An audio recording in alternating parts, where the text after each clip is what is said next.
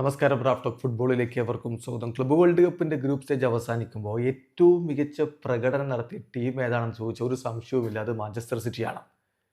ഈ കഴിഞ്ഞ സീസണിൽ അവരൊന്ന് സ്ട്രഗിൾ ചെയ്താണ് പരിക്കും മറ്റു പ്രശ്നങ്ങളും ഒക്കെ കൊണ്ട്. എന്നാൽ ഇപ്പോൾ അതിൽ നിന്ന് പൂർണ്ണമായും മുക്തമായി അവർ തിരികെ എത്തി എന്ന് തോന്നിക്കുന്ന തരത്തിലുള്ള പെർഫോമൻസ് ആണ് ക്ലബ്ബ് വേൾഡ് കപ്പിൽ നടത്തിയിരിക്കുന്നത്. ഗ്രൂപ്പ് സ്റ്റേജിൽ എല്ലാ കളികളും വിജയിച്ച മറ്റൊരു ടീമില്ല.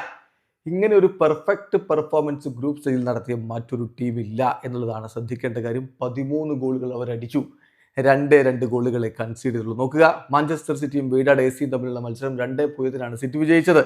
പിന്നെ അലൈൻ എഫ് സിക്ക് അവർ 6 ഗോൾ കൊടുത്തു, 6-0 വിജയം. യുവന്റസിനും കൊടുത്തു 5 എണ്ണം, 5-2 വിജയം. അങ്ങനെ പെർഫെക്റ്റ് പ്രകടനം നടത്തിയിട്ടുള്ള മറ്റൊരു ടീം ഇല്ല എന്ന് പറഞ്ഞാൽ Manchester City rolled through the group stage എന്ന് പറയേണ്ടി വരും. ആ രൂപത്തിലാണ് അവർ പെർഫോമൻസ് നടത്തിയത്.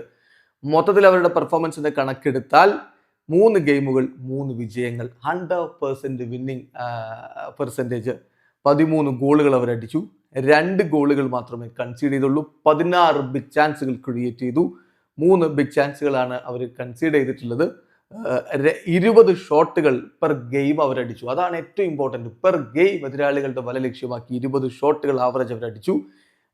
അങ്ങനെ മിന്നും പ്രകടനം 72.7% അവരുടെ ബോൾ പൊസഷൻ. അതാണ് അവരുടെ പെർ ഗെയിമിലെ ആവറേജ്. സോ എല്ലാ അർത്ഥത്തിലും സമഗ്രാധിപത്യമാണ് ഈ ക്ലബ്ബ് വേൾഡ് കപ്പിൽ പെപ് ഗാർഡിയോളയുടെ ടീം പുലർത്തിയിരിക്കുന്നത്. റൗണ്ട് ഓഫ് 16 അവരുടെ എതിരാളികൾ കരുത്തരാണ്, എങ്കിലും അവർക്ക് മുന്നോട്ട് പോകാൻ കഴിയുമെന്ന് തന്നെയാണ് പ്രതീക്ഷ. അതിഗംഭീരമായ പെർഫോമൻസ് നടത്തി സിറ്റി തന്നെയാണ് ഗ്രൂപ്പ് സ്റ്റേജിൽ മിന്നിയത്. വീഡിയോ അവസാനിക്കുന്നു.